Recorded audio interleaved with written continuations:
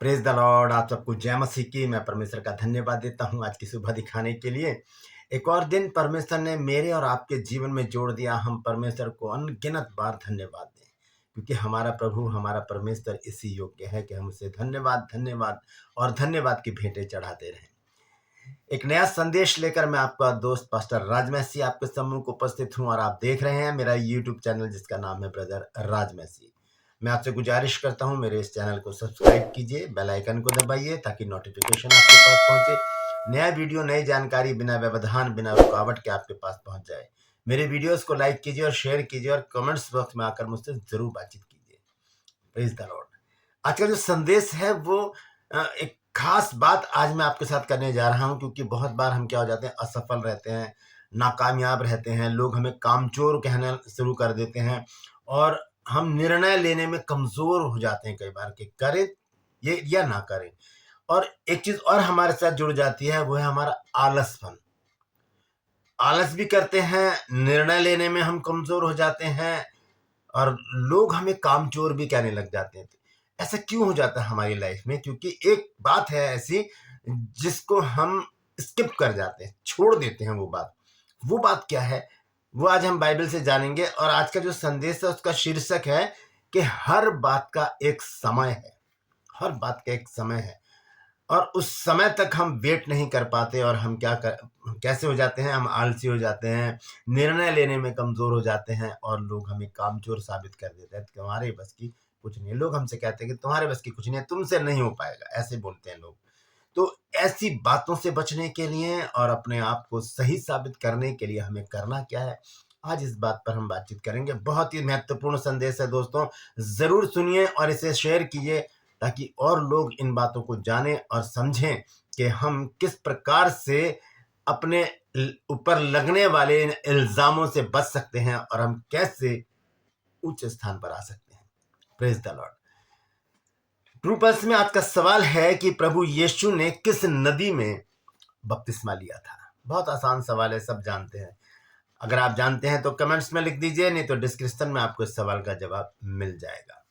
Praise the Lord. मेरे कुछ Punjabi subscriber हैं, उन्होंने जो बुक्स मांगी हैं पंजाबी भाषा में, तो मैं आपको बता दूं और भी लोग हैं जो चाहते होंगे पंजाबी भाषा में। तो अभी ऐसा कोई प्रावधान नहीं है कि हम पंजाबी भाषा में ट्रांसलेट कर पाएं। आने वाले दिनों में मैं कोशिश करूंगा कि हम अपनी बुक्स को हर भाषा में ट्रांसलेट करें और आप तक पहुंचाएं।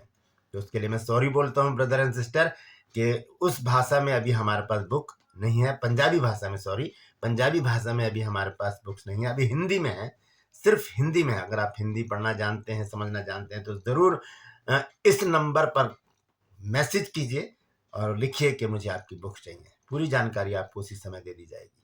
Praise the Lord. आइए एक छोटी सी प्रार्थना करते हैं, उसके बाद आज के वचन में चलेंगे। प्रभु जी, मैं धन्यवाद देता हूँ आज की सुबह दिखाने के लिए और विनती करता हूँ प्रभु, आज के वचन को भी शेयर करने में मेरी मदद सहायता कर।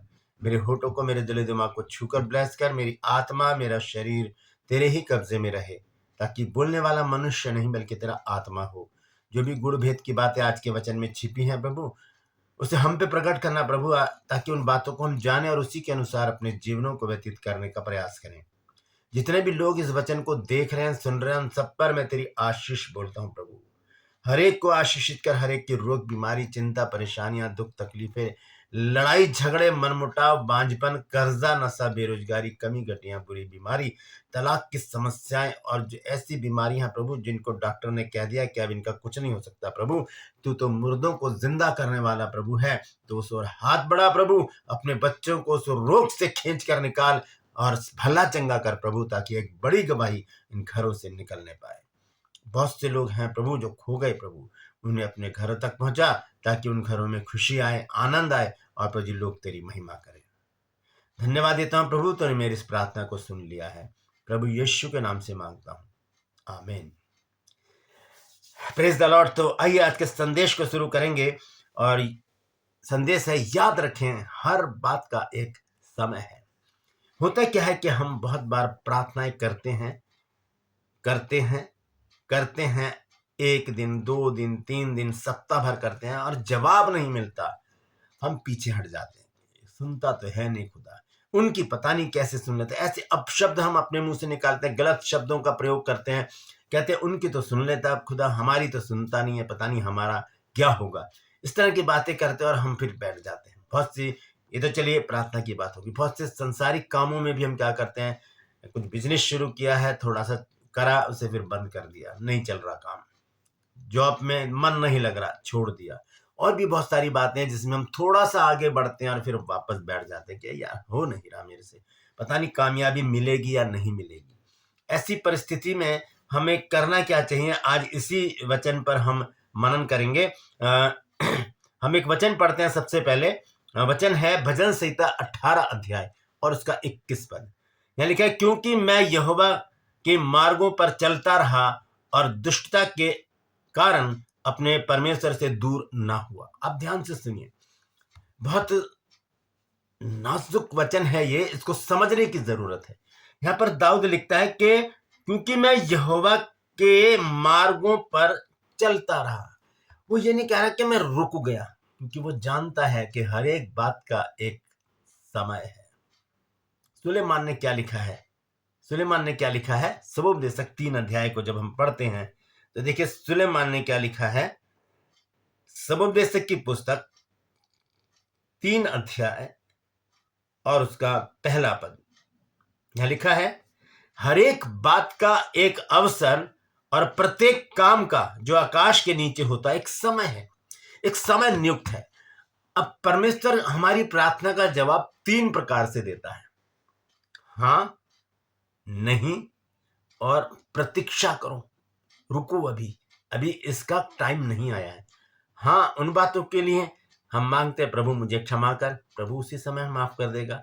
हमारा उद्धार कर, प्रभु उद्धार कर देगा। प्रभु हमें आशीषित कर, प्रभु आशीष दे देगा। प्रभु हमें आत्मिक वरदान दे, प्रभु दे देगा। ये आत्मिक बातों के लिए हाँ उसी समय, ना उन कामों के लिए जिससे जानता है परमेश्वर के ये संसारिक हो जाएंगे, ये पाप में पड़ जाएंगे, ये कर लेंगे, वो कर लेंगे, मतलब ऐसी परेशानी में पड़ जाएगा मेरा बच्चा, तो मैं इससे ये चीज नहीं दे सकता। बहुत से छोटे छोटे बच्चे जब जिद करते हैं, कोई ऐसा, जैसे कि ये एक मेरे पास एक थर्माकोल काटने का ब्लेड है, तो मेरा पोता कई बार क्या आता है मेरे ऑफिस में आकर इसको छूता है, जिद करता है इसको लेने की, तो मैं मना करता हूँ, नहीं ये तुम्हारे लिए नहीं है। ऐसे ही परमेश्वर मना करता है, नहीं ये चीज तुम्हारे लिए नहीं है। हम कहते हैं हमारी प्रार्थना ही नहीं सुनता, जो चीज हमारे लिए है ही नहीं तो परमेश्वर क्यों देगा।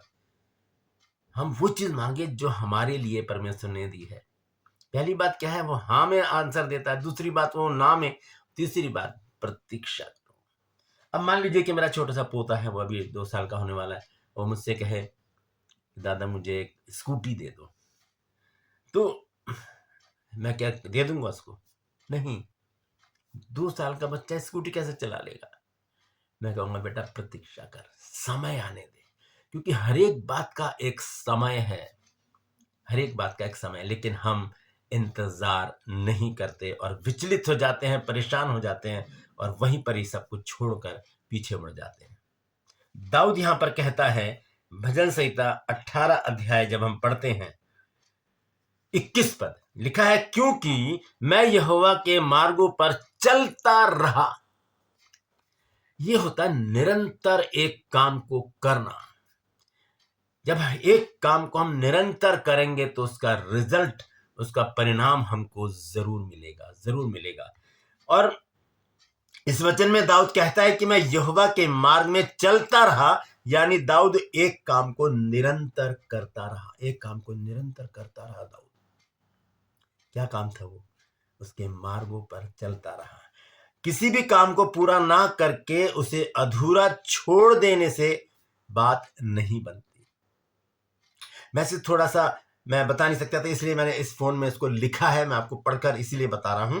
तो किसी भी काम को पूरा ना करके अधूरा छोड़ देने से बात नहीं बनती, बल्कि लोग हंसते हैं और बदनाम भी करते हैं, और ये कहकर कि इनके बस की कुछ भी नहीं है, इनके बस की कुछ नहीं है। मनुष्य की ये प्रवृत्ति उसे अपनी नजरों में गिरा देती है। हम अपनी नजरों में भी गिर जाते हैं जब हम कहीं कामयाब नहीं होते, क्योंकि हम हियाव छोड़ देते हैं, वहीं छोड़ देते हैं, मुझसे नहीं होगा, मेरे से नहीं हो पाएगा, यहाँ पर हम छोड़ देते हैं। लेकिन हमें हियाव बांधकर चलते रहना है। परमेश्वर का वचन हमें एक छोटा सा जानवर है, उससे शिक्षा लेने के लिए कहता है। नीति वचन 6 अध्याय 6 पद में कहता है, हे आलसी, चींटियों के पास जा और उनके काम पर ध्यान दे। चींटियों के बहुत सारे उनके अंदर गुण होते हैं। एक गुण होता है कि वो ऊपर चढ़ती है गिर जाती है, ऊपर चढ़ती है गिर जाती है, ऊपर चढ़ती है गिर जाती हैं। आपको पता है मैं सेकंड फ्लोर पर रहता हूँ, यहाँ पर भी चींटियां घूमती हैं। छोटा सा जानवर, कितना टाइम लगता होगा सेकंड फ्लोर पे जाने के लिए। और हो सकता है छत पर भी हूँ, मैंने देखा नहीं है कभी, हो सकता है छत पर भी हूँ। तो यहाँ पर परमेश्वर का वचन हमें चींटियों से सीखने के लिए कहता है कि सीखो कि कैसे वो चढ़ती हैं, गिर जाती हैं, चढ़ती हैं, गिर जाती हैं, फिर पहुंच जाती है सेकंड फ्लोर, फोर्थ फ्लोर और टेरेस तक पहुंच जाती हैं वो। तो हम जब हियाव छोड़ देते हैं तब परमेश्वर भी हमें छोड़ देता है। हमें हियाव बांधकर निरंतर एक काम को करते रहना है। देखिए दाऊद यहाँ पर कहता है कि मैं यहोवा के मार्ग पर चलता रहा। जब हम चलते रहेंगे तभी मंजिल पर पहुंचेंगे। अगर हमें कहीं जाना है, मान लीजिए अगर हम यहाँ से एयरपोर्ट तक जा रहे हैं और हम रास्ते में रुक गए तो हम एयरपोर्ट तक नहीं पहुंचेंगे, फ्लाइट निकल जाएगी और हमारा नुकसान होगा, टिकट कैंसिल हो नहीं सकती, पैसे खराब हो जाएंगे, समय खराब हो जाएगा और जहां हमें पहुंचना हो सकता है लोग हमारा इंतजार कर रहे हो, उनका भी टाइम खराब होगा। तो हमें करना क्या है? निकले हैं तो निकल पड़े और चलते रहें, चलते रहे, चलते रहें। बाइबल को पढ़ना शुरू किया है तो ये नहीं कि आज एक अध्याय पढ़ा और फिर छोड़ दिया, नहीं, निरंतर पढ़ें, रेगुलर पढ़ें और पढ़ते रहें। बड़े बड़े भेद परमेश्वर खोलेगा। प्रार्थना करनी शुरू की है तो ये नहीं कि चलो आज कल तो की थी, आज छोड़ देते, कल कल कर लेंगे, परसों कर लेंगे, नहीं, निरंतर करें, निरंतर। और हम देखते हैं कि चाहे सांसारिक काम हो चाहे आध्यात्मिक काम हो, हमें हर क्षेत्र में निरंतरता को बनाए रखने की जरूरत है। एक बच्चा जब कॉलेज में या स्कूल में पढ़ता है, पूरे साल वो कॉलेज जाता है, पूरे साल वो स्कूल जाता है, हर एग्जाम देता है, तब उसका रिजल्ट अच्छा आता है। वही बच्चा अगर महीने में 5 छुट्टियां कर ले, साल में 50 छुट्टियां कर ले, पढ़ाई में मन ना लगाए, क्या रिजल्ट आएगा? फेल, वो फेल हो जाएगा। जरूरी है कि हम निरंतर आगे बढ़ते रहें, हर एक काम को निरंतरता से करें, लगन से करें, ताकि लोग हमें कामचोर ना कहें, हम निर्णय लेने में पक्के हो जाएं और हम आलसी ना कहलाएं।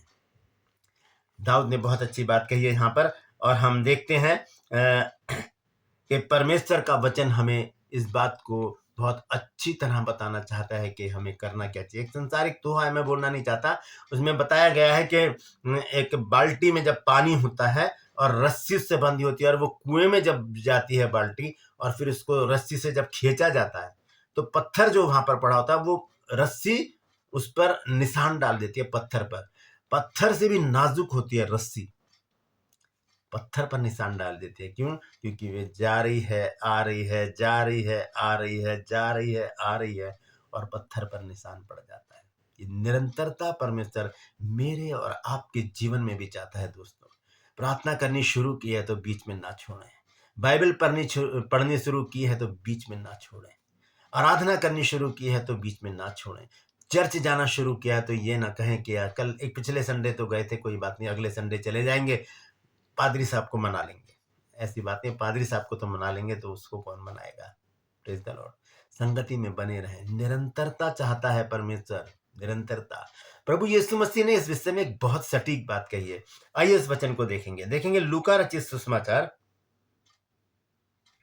और उसका हम पढ़ेंगे 18 अध्याय 1 से 5 पद तक मैं पढ़ूंगा।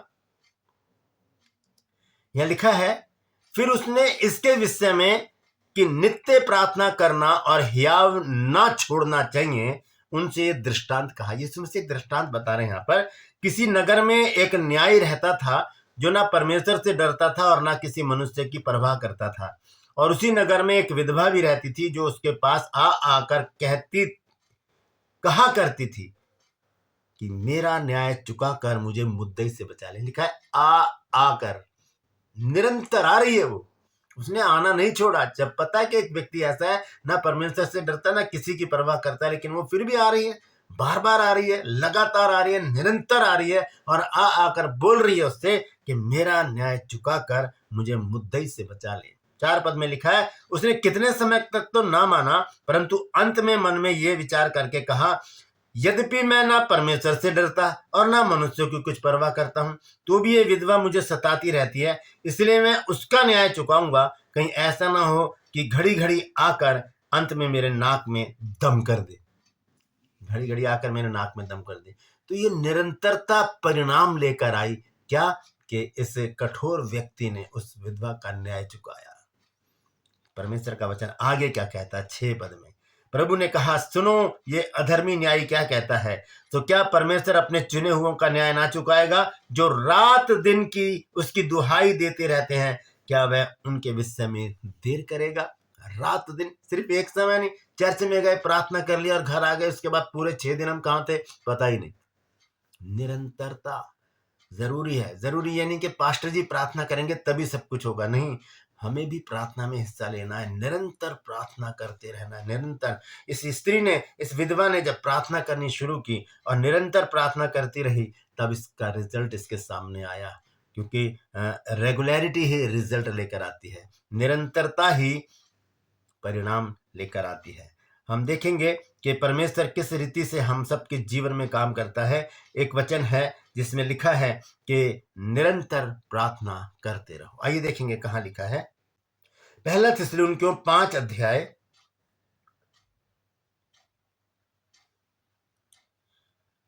और उसका 17 पद, निरंतर प्रार्थना करते रहो। दोस्तों, जब हम निरंतर प्रार्थना करेंगे तो हर एक बात का एक समय है, उस समय पर वो काम हो जाएगा। तब हम कहेंगे, प्रभु तेरा धन्यवाद कि तूने मेरी प्रार्थना को सुन लिया। हालेलुया। तो निरंतरता में ही परिणाम है दोस्तों, क्योंकि हर एक बात का एक समय और हर एक काम, हर एक बात का एक अवसर और हर एक काम का एक समय परमेश्वर के पास है। परमेश्वर अपने समय से काम करता है, वो हम पर डिपेंड नहीं करता, वो हम पर डिपेंड नहीं है, वो हमारी इच्छा के अनुसार नहीं चलेगा, जो वो चाहता है वही करेगा। इसलिए हमें संयमी होकर प्रार्थना में लगे रहना है, कुरनेलियुस की तरह, जो निरंतर प्रार्थना करता रहता था, यहूदियों को बहुत दान देता था, और क्या हुआ, उसकी प्रार्थना और दान सिमन के लिए परमेश्वर के पास पहुंच गया। जब हम निरंतर किसी काम को करते हैं तो रिजल्ट हमारे सामने होता है। Praise the Lord. परमेश्वर इन वचनों के द्वारा हम सबको आशीष दे। यदि आज आपने कुछ नया सीखा है तो कमेंट्स में जरूर लिखिए और इस वचन को शेयर कीजिए ताकि और भी लोग इन बातों को जान सकें। ट्रूपल्स में आज का सवाल है कि प्रभु यीशु मसीह ने किस नदी में बपतिस्मा लिया था। जानते हैं तो कमेंट्स में लिख दीजिए, नहीं तो डिस्क्रिप्शन में आपको इस सवाल का जवाब मिल जाएगा।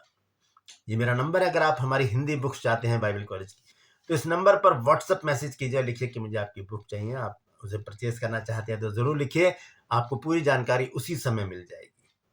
Praise the Lord. मैं आपसे गुजारिश करता हूँ, मेरे चैनल्स को सब्सक्राइब कीजिए, बेल आइकन को दबाइए ताकि नोटिफिकेशन आपके पास पहुंचे, नया वीडियो, नई जानकारी बिना व्यवधान, बिना रुकावट आपके पास पहुंच जाए। मेरे वीडियोस को लाइक कीजिए और शेयर कीजिए और कमेंट्स बॉक्स में आकर मुझसे जरूर बातचीत कीजिए। Praise the Lord. आज के लिए बस इतना ही। फिर मिलूंगा एक नए संदेश के साथ, एक नया वीडियो लेकर। तब तक के लिए मुझे इजाजत दीजिए, लेकिन अपना और अपनों का ख्याल रखिए और निरंतर प्रार्थना में लगे रहिए, वचन पढ़ते रहिए, परमेश्वर की लोगों की संगति में बने रहिए। Praise the Lord. परमेश्वर आप सबको आशीष दे।